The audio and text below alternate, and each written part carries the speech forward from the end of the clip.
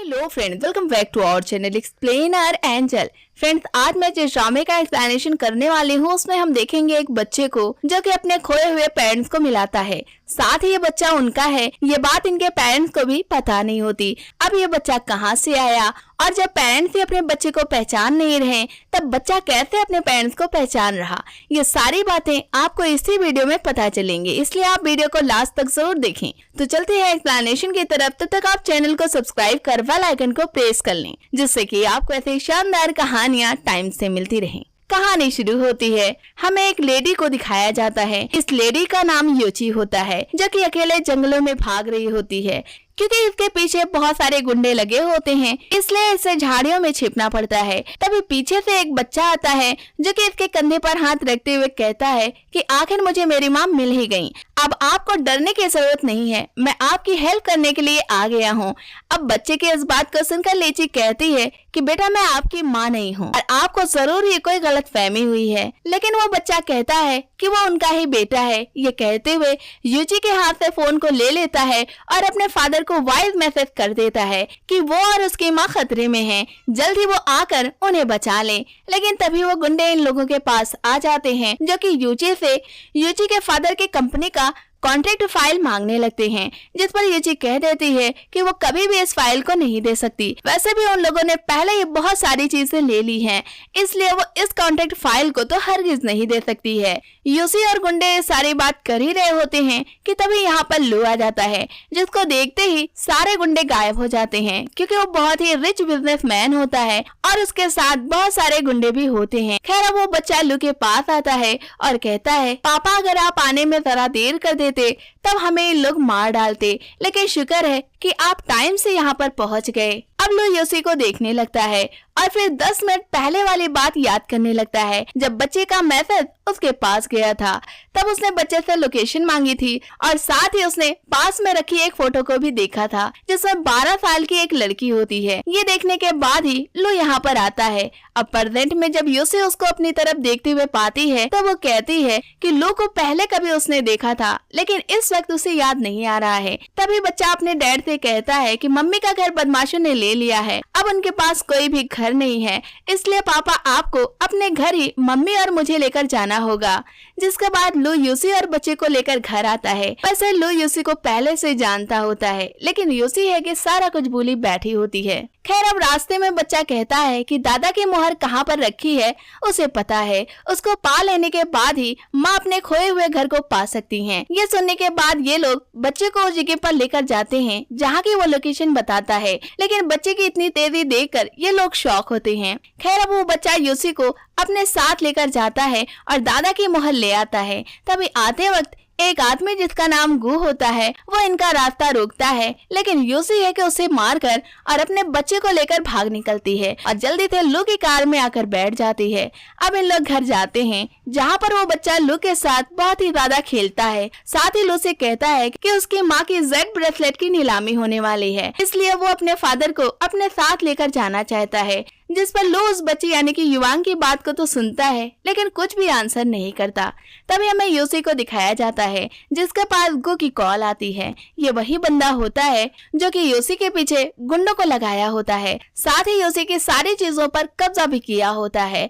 अब वो गुस्से में यूसी से कहता है कि उसने मोहर ले जाकर अच्छा नहीं किया है, इसकी सजा तो उसे जरूर मिलेगी। साथ ही कहता है कि तुम्हारी माँ की ब्रेसलेट की नीलामी कल ही होने वाली है, वैसे कल मैं तुम्हारा 2 बजे तक वेट करूंगा। ये कहकर हंसते हुए कॉल को काट देता है। ये ब्रेसलेट यूसी की माँ की निशानी होती है, इसलिए वो किसी भी हाल में इसे गू के पास रहने नहीं देना चाहती है। खैर, अब हमें गू को दिखाया जाता है जिसके पास एक लेडी होती है और उसका नाम जिया होता है। वो गू के माथे पर लगे हुए घाव में दवा लगाते हुए कहती है कि वो 10 साल से यूसी की बेस्ट फ्रेंड है। इस तरह उसके बारे में उसे काफी कुछ पता है और वो जानती है कि कुछ भी हो जाए लेकिन यूसी कल दोपहर तक यहाँ पर जरूर आ जाएगी। ये सुनने के बाद गू बहुत ही खुश होता है। दूसरी तरफ लू अपने बेटे जियांग से पूछता है, उसको जब सारी होने वाली बातें पता है तो ये भी पता होगा कि यूसी का सारा सामान किसने लिया है और उसके पीछे कौन से बंदे लगे हुए हैं। जिस पर जियांग कहता है कि लू का भतीजा ही मेरी माँ के पीछे लगा हुआ है और उसने यूसी के सारे घर पर कब्जा भी कर लिया है, यहाँ तक कि यूसी के फादर के बिजनेस पर भी वो अपना कब्जा जमाना चाह रहा है क्योंकि यूसी को भिखारी बनाने का उसका प्लान है और उसने ही नीलामी भी रखा है। साथ ही यूसी को मारना भी चाहता है। बच्चे की ये बात सुनने के बाद लू श्योर हो जाता है कि गो ही ये सब कर रहा है। खैर ये लोग टहल रहे होते हैं कि तभी यूसी इन लोगों को नजर आ जाती है। अब जियांग अपने माँ के पास जाता है और कहता है कि उस नीलामी में आप अकेले नहीं जाएंगी, माँ आपके साथ मैं और पापा भी जाएंगे। ये बात सुनकर यूसी हैरान हो जाती है कि उसे ये बातें कैसे पता चली, न कि उसने अभी तक किसी से बताया भी नहीं है। अब माँ बेटे बात कर रहे होते हैं और लू कहता है कि वो कार पार्किंग करके आ रहा है। तभी यहाँ पर गु आ जाता है जो कि बच्चे को इतनी तेज टक्कर देता है जिसकी वजह से जियांग को चक्कर भी आ जाता है। खैर अब गु यूसी को देखकर कहता है कि वो बहुत जल्दी ही आ गई, लेकिन वो ब्रेसलेट को नीलाम नहीं करेगा बल्कि उसे उसके सामने ही तोड़ देगा। अगर वो उसे बचाना चाहती है तब उसे घुटनों पर बैठकर उससे माफी मांगनी होगी। ये बात सुनकर जियांग कहता है कि उसकी माँ कभी भी किसी के सामने घुटने टेक कर माफी नहीं मांग सकती है। बच्चे की इस बात को सुनकर गो बच्चे को उठाकर ले जाने लगता है, लेकिन जियांग अपने नाखूनों से उसके पूरे फेस को ही जख्मी कर देता है, जिसके बाद गु को गुस्सा आ जाता है। वो उसको फेंक देता है, जिस वजह से जियांग को काफी चोट लग जाती है, जिसे देखकर यूसी रोने लगती है। अब ये सब देखकर गु यहाँ से चला जाता है। तभी यहाँ पर लू आ जाता है। अब यूसी और लू जल्दी से युवांग को हॉस्पिटल लेकर जाते हैं, जहाँ पर बच्चे को एडमिट कराने के बाद यूसी रोते हुए कहती है कि ये सब उसकी वजह से ही हुआ है। जियांग उसके सामने था लेकिन वो उसे रोक न सकी, जिस पर लू कहता है कि उसे फिक्र करने की जरूरत नहीं है, वो जल्द ही ठीक हो जाएगा, लेकिन वो नीलामी में जाए। ये सुनकर यूसी कह देती है कि गु ने नीलामी को कैंसिल कर दिया है, बल्कि वो मेरे सामने ही ब्रेसलेट को तोड़ने की बात कर रहा था। यह सुनकर लू को गुस्सा आ जाता है और कहता है कि मेरे होते हुए उसमें इतनी हिम्मत कैसे आ सकती है, वो इतनी बड़ी बात कैसे कर सकता है, इसका मजा तो उसे जरूर चखना ही पड़ेगा। अब लू अपने एक बंदे को गु के पास भेजता है, लेकिन गु इस बात से अनजान होता है कि ये बंदा उसके अंकल का ही है। अब वो बंदा गु से ब्रेसलेट लेने की बात करता है, वो भी 10 गुना ज्यादा प्राइस देकर, जिस पर गु कहता है कि इस बेकार से ब्रेसलेट के लिए वो इतना पैसे क्यों दे रहा है। जिस पर वो बंदा कहता है कि मेरे मालिक चाहते हैं कि वो ब्रेसलेट उनके पास रहे, चाहे कीमत कुछ भी देनी पड़े। ये कहते हुए वो गु को लू के पास लाता है। लू को देखकर गु घबरा जाता है और कहता है कि अंकल आप इस ब्रेसलेट को क्यों ले रहे हैं, और अंकल आपको तो मैं इसे मुफ्त में ही दे सकता हूँ। ये कहते हुए कंगन को आगे बढ़ा देता है। तब लू कंगन को ले लेता है। इस बीच लू के हाथ में लगे हुए ब्लेड को गु देख लेता है और तुरंत ही पूछ बैठता है कि ये घाव कैसे हैं, जिस पर लू कहता है कि ये घाव नहीं है, मेरे बेटे का ब्लेड है, जिसको जरा देर पहले ही किसी ने मारने की कोशिश की है। जिस पर गु कहता है कि क्या अंकल को भी बेटा है, और जब है तो उसे मारने की जिसने कोशिश की है उसकी ही जान क्यों ना ले ली जाए। तभी यहाँ पर यूसी आ जाती है, जो कि गु की इस बात को सुनकर कहती है कि गु सही कह रहा है, गु को अब मार डालो क्योंकि इसी ने ही मेरे बेटे को मारा है। ये सुनकर गु काफी डर जाता है और कहने लगता है कि वो आपका बच्चा था, ये बात तो मुझे पता ही नहीं थी। इसके लिए वो माफी मांगने के लिए तैयार हो जाता है और कहता है कि जो भी हुआ सब अनजाने में हुआ है, लेकिन लो उसकी बहुत ही पिटाई करता है और उसको भगा देता है। अब बाहर आने के बाद गु की आंखें और नोज सूजी होती है। अब गु कहता है तो मैं आपसे अपने इस इंसल्ट का बदला लेकर ही रहूंगा। अब हमें लू को दिखाया जाता है जो कि यूसी को ब्रेसलेट देता है। ये देखकर यूसी काफी खुश होती है और लू को शुक्रिया भी कहती है। तभी हमें गु को दिखाया जाता है जो कि जिया के साथ बेड पर होता है और जिया से बताता है कि उसे कल कैसे लू ने पीटा था, लेकिन अब उसे बदला लेना है। इस बात पर जिया कहती है कि उसे फिक्र करने की जरूरत नहीं है, वो खुद ही उसका बदला ले लेगी। अब अगले दिन जिया और गु यूसी से मिलते हैं और फिर गु कहता है कि वो उसका जो कुछ भी लिया है सब उसे दे देगा, साथ ही जो घर का मुकदमा चल रहा है उसे भी हटा देगा।